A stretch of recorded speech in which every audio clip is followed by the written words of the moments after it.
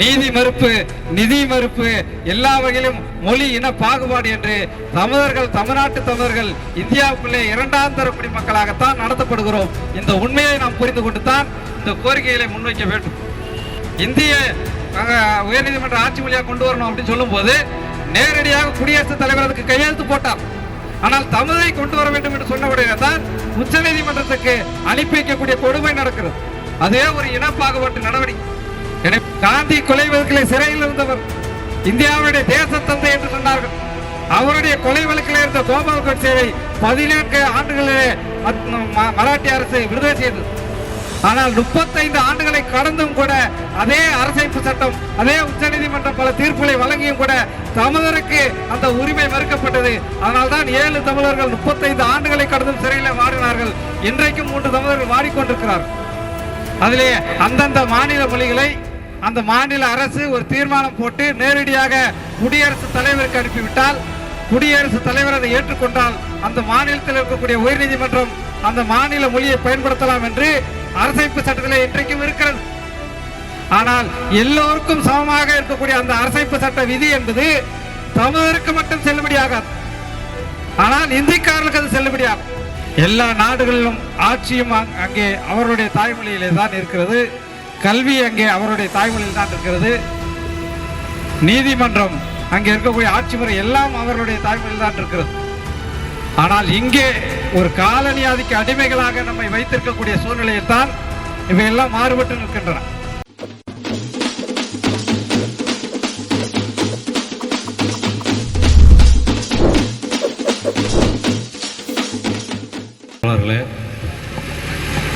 சென்னை உயர்நீதிமன்ற மொழியாக தமிழ் மொழியை அறிவிக்க வேண்டும் என்று வலியுறுத்தி கடந்த 7 நாட்களாக காலவரையற்ற பட்டினி போராட்டத்தை நடத்தி வரும் வழக்கறிஞர்களே, தமிழ் அறிஞர்களே,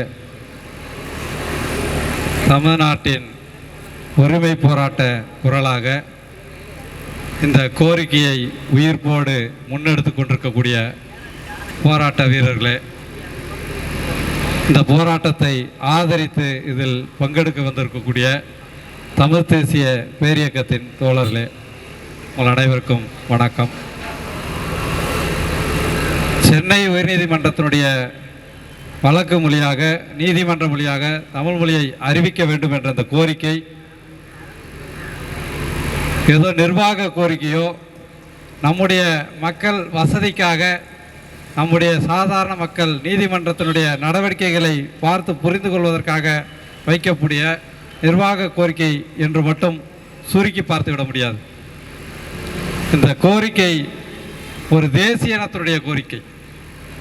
இந்த கோரிக்கை என்பது ஒரு இனம் தன்னுடைய தாயகத்திலே வரலாற்று ரீதியாக காலங்காலமாக வாழ்ந்து வந்த தாயகத்திலே தன்னுடைய நடவடிக்கைகளை, தன்னுடைய ஆட்சியை, தன்னுடைய நீதிமன்ற நடவடிக்கைகளை தன்னுடைய தாய்மொழியில் முன்னெடுக்க வேண்டும் என்ற ஒரு இயல்பான கோரிக்கை. உலகத்திலே எல்லா நாடுகளிலும் இப்படித்தான் இருக்கின்றன. எல்லா நாடுகளிலும் ஆட்சியும் அங்கே அவருடைய தாய்மொழியிலே தான் இருக்கிறது. கல்வி அங்கே அவருடைய தாய்மொழியில் தான் இருக்கிறது. நீதிமன்றம் அங்கே இருக்கக்கூடிய ஆட்சி முறை எல்லாம் அவர்களுடைய தாய்மொழியில் தான் இருக்கிறது. ஆனால் இங்கே ஒரு காலனி ஆதிக்க அடிமைகளாக நம்மை வைத்திருக்கக்கூடிய சூழ்நிலையில் தான் இவையெல்லாம் மாறுபட்டு நிற்கின்றன. இந்தியாவின் அடிமைகளாக, இந்திய ஏகாதிபத்தியத்தின் அடிமைகளாக தமிழ்நாட்டு தமிழர்கள் இன்றைக்கும் இருக்கிறோம் என்பதைத்தான் இந்த போராட்டம் உணர்த்தி கொண்டிருக்கிறது. இன்றைக்கும் நாம் காலனியாகத்தான் இருக்கிறோம். எப்படி வெள்ளைக்கார ஆட்சி காலத்திலே நாம் காலனி ஆதிக்கத்தில் இருந்தோமோ, ஆங்கிலேயருக்கு அடிமைகளாக இருந்தோமோ, அதுபோலத்தான் இன்றைக்கு இந்திக்காரர்களும் அடிமைகளாக இருந்து கொண்டிருக்கிறோம். நேரடியாக வட இந்தியக்காரர்களுடைய அடிமைகளாக இருந்து கொண்டிருக்கிறோம். அதனால்தான் இப்படிப்பட்ட போராட்டங்களை தமிழ்நாட்டிலே முன்னெடுக்க வேண்டிய ஒரு அவல நிலை ஏற்பட்டிருக்கிறது. இந்த நீதிமன்றத்தில் மட்டுமல்ல, தமிழ்நாட்டில் எங்கேயும் தமிழ் இல்லாத நிலைமை இருக்கிறது. கல்வி கூடங்களிலே தமிழ் கிடையாது. நாம் வழிபடக்கூடிய வழிபாட்டு இடங்களிலே, திருக்கோயில்களே தமிழ் கிடையாது. ஆட்சி மொழியாக தமிழ் கிடையாது. நீதிமன்ற மொழியாகவும் தமிழ் கிடையாது. மிகப்பெரிய வரலாற்றை கொண்டிருந்த தமிழ் இனத்திற்கு இப்படிப்பட்ட ஒரு வரலாற்று சோகம் நிகழ்ந்திருக்கிறது. எல்லா இடங்களிலும் தமிழ் திட்டமிட்ட முறையில் அகற்றப்பட்டிருக்கிறது. எல்லா இடங்களும் கிடையாது. இவற்றையெல்லாம் உறுதிப்படுத்தக்கூடிய வேலையைத்தான் இந்திய அரசாட்சி காங்கிரஸாக இருந்தாலும் சரி, பாஜகவாக இருந்தாலும் சரி, இந்திய அரசமைப்பு சட்டத்தினுடைய துணையோடு இந்த 50 ஆண்டு காலத்தில் இதை நிகழ்த்தி கொண்டிருக்கிறார்கள். 348(2), 348(1) போன்ற பிரிவுகள் இந்திய அரசமைப்பு சட்டத்தில் இருக்கின்றன. நீதிமன்றத்திலே எந்த மொழியிலே நாம் அந்த நீதிமன்ற நடவடிக்கைகளை மேற்கொள்ள வேண்டும் என்பதை பற்றி அவை கூறுகின்றன. இந்தியாவில் இருக்கக்கூடிய எல்லா தேசிய இனங்களுக்கும் அது ஒன்றுதான். அதிலே அந்தந்த மாநில மொழிகளை அந்த மாநில அரசு ஒரு தீர்மானம் போட்டு நேரடியாக குடியரசுத் தலைவருக்கு அனுப்பிவிட்டால், குடியரசுத் தலைவர் அதை ஏற்றுக்கொண்டால் அந்த மாநிலத்தில் இருக்கக்கூடிய உயர்நீதிமன்றம் அந்த மாநில மொழியை பயன்படுத்தலாம் என்று அரசமைப்பு சட்டத்தில் இன்றைக்கும் இருக்கிறது. ஆனால் எல்லோருக்கும் சமமாக இருக்கக்கூடிய அந்த அரசமைப்பு சட்ட விதி என்பது தமிழருக்கு மட்டும் செல்லுபடியாகாது. ஆனால் இந்திக்காரர்களுக்கு அது செல்லுபடியாகும். அதனால்தான் ராஜஸ்தானத்திலே 1950களிலே, உத்தரப்பிரதேசத்திலே 1969, மத்திய பிரதேச 1971, பீகாரில் 1972 என இந்தியை அவருடைய அலுவல் மொழியாக நீதிமன்ற மொழியாக அங்கீகரித்திருக்கிறார்கள். ஆனால் அதே சட்டம் தமிழ்நாட்டுக்கும் இருக்கிறது. ஆனால் தமிழ் நீதிமன்ற மொழியாக முடியாது. இந்திய அரசமைப்பு சட்டம் எல்லோருக்கும் ஒன்றுதான். ஆனால் தமிழருக்கு மட்டும் அது செல்லுபடியாகாது. நீதிமன்றத்தில் மட்டுமா இப்படி நடக்கிறது? எல்லா துறைகளிலும் இது நடந்து கொண்டிருக்கிறது. காவிரி சிக்கலிலே இந்திய அரசு உச்சநீதிமன்றம் ஒரு தீர்ப்பு வழங்கினால் அந்த தீர்ப்பு தமிழருக்கு மட்டும் செல்லுபடியாகாது. கர்நாடகத்தை சார்ந்தவர்கள் அந்த தீர்ப்பை மதிக்க கூட மாட்டார்கள். அதை இந்திய அரசு ஏற்றுக்கொள்ளும், உச்சநீதிமன்றம் ஏற்றுக்கொள்ளும். முல்லை பெரியாரிலே ஒரு தீர்ப்பு வழங்கப்பட்டால் அந்த தீர்ப்பு அனைவருக்கும் பொதுவானது. கேரள அரசு ஒருபோதும் அதை மதிக்காது, உச்சநீதிமன்றம் இதை ஏற்றுக்கொள்ளும். பாலாற்றிலே அணை கட்டக்கூடாது என்ற பல தீர்ப்புகள், ஒப்பந்தங்கள் இருக்கின்றன. அதை உச்சநீதிமன்றம் ஏற்றுக்கொள்கிறது. அந்த தீர்ப்பை அதை நடைமுறைப்படுத்த ஒரு நாளும் காங்கிரஸ் அரசு முயற்சியை செய்யாது. ஏனென்றால் இப்போது கூட 26வது தடுப்பணையை பாலாற்றிலே கட்டி கொண்டிருக்கிறார்கள். அந்த தீர்ப்பை எல்லாம் எதிர்த்து தான் கட்டி கொண்டிருக்கிறார்கள். காவிரியில் அணை கட்டக்கூடாது என்றால் மேகத்தாற்றில் கட்டுவோம் என்று அங்கே ஒரு அரசு செயல்படுகிறது. நீதிமன்றம் வேடிக்கை பார்க்கிறது. எல்லா வகையிலும் நமக்கு சட்ட உரிமை தமிழ்நாட்டிலே மறுக்கப்படுகிறது. 14 வருடங்கள் சிறையிலே கழித்தவர் கோபால் கோட்சே. காந்தி கொலை வழக்கிலே சிறையில் இருந்தவர். இந்தியாவுடைய தேசத்தந்தை என்று சொன்னார்கள். அவருடைய கொலை வழக்கில் இருந்த கோபால் கோட்சேவை 14 ஆண்டுகளிலே மராட்டிய அரசு விடுதலை செய்தது. ஆனால் 35 ஆண்டுகளை கடந்தும் கூட அதே அரசமைப்பு சட்டம், அதே உச்சநீதிமன்றம் பல தீர்ப்புகளை வழங்கியும் கூட தமிழருக்கு அந்த உரிமை மறுக்கப்பட்டது. அதனால்தான் 7 தமிழர்கள் 35 ஆண்டுகளை கடந்தும் சிறையில் வாடினார்கள். இன்றைக்கும் 3 தமிழர்கள் வாடிக்கொண்டிருக்கிறார்கள். இந்திய அரசமைப்பு சட்டம் எல்லோருக்கும் பொதுவானது என்று சொல்லிக் கொண்டிருக்கிறார்கள். ஆனால் தமிழனுக்கு மட்டும் அந்த உரிமைகள் என்பது மறுக்கப்பட்டு தொடர்ந்து காலங்காலமாக நாம் வஞ்சிக்கப்பட்டு கொண்டிருக்கிறோம். இந்தியாவிலே எல்லா மாநிலங்களிலும் வரி வசூல் செய்கிறார்கள். ஆனால் தமிழ்நாட்டு வரியை கொண்டு வந்து வடநாட்டில் இருக்கக்கூடிய பீகாருக்கு, உத்தரப்பிரதேசத்துக்கு, மத்திய பிரதேசத்துக்கு வழங்கக்கூடிய அநீதியைத்தான் இந்திய அரசு செய்கிறது.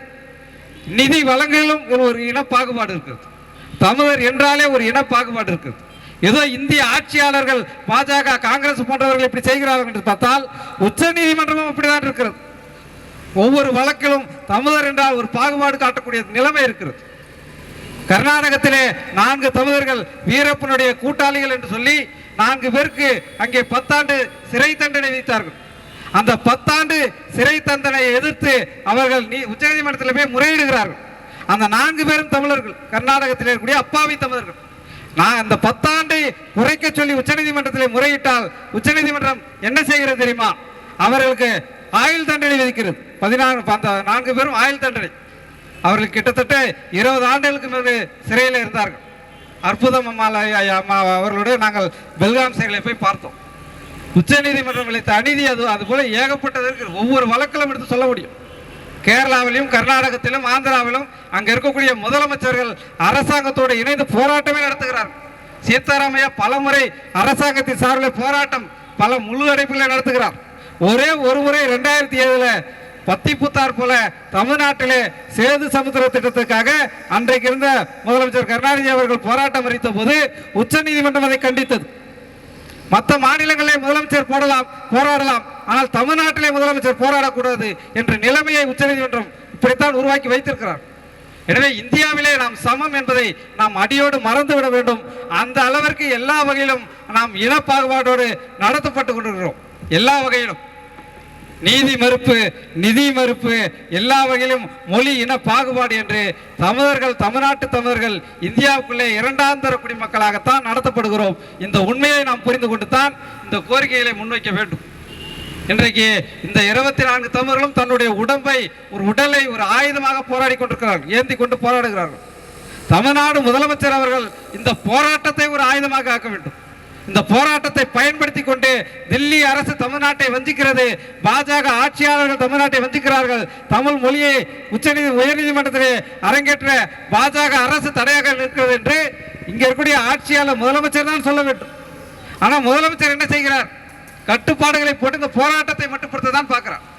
இன்றைக்கு கூட மதுரையில் ஒரு உண்ணா போராட்டத்தை நடத்தத்தான் அங்கே இருக்கக்கூடிய தோழர்கள் முயற்சி செய்தார்கள். அந்த உண்ணா போராட்டத்திற்கு கூட தமிழ்நாடு காவல்துறை அனுமதி மறுத்து ஒரு ஆர்ப்பாட்டத்தை அங்கே நடத்தியிருக்கிறார். இந்த போராட்டத்திற்கும் ஏகப்பட்ட கெடுபிடிகள். ஏன் இந்த கெடுபிடிகள் தமிழ்நாடு காவல்துறை விதிக்க வேண்டும்? இந்த போராட்டத்தை நன்றாக சிறப்பாக பெருந்திரளாக நடத்துங்கள் என்று தமிழ்நாடு காவல்துறை, தமிழ்நாடு அரசு, ஆட்சியாளர்கள் அனுமதிக்க வேண்டும். அப்படி ஒரு மக்கள் திரள் போராட்டம் நடந்ததால் தான் ஜல்லிக்கட்டு உரிமையை நாம் மீட்க முடிந்தது. ஒரு பெரும் மக்கள் திரள் எழுச்சியை தமிழ்நாட்டிலே நடத்துவதற்கு தமிழ்நாடு ஆட்சியாளர்கள் ஊக்குவிக்க வேண்டும். கர்நாடகத்திலே ஒரு பிரச்சனை என்றால் அவர்கள் அப்படி செய்கிறார்கள்.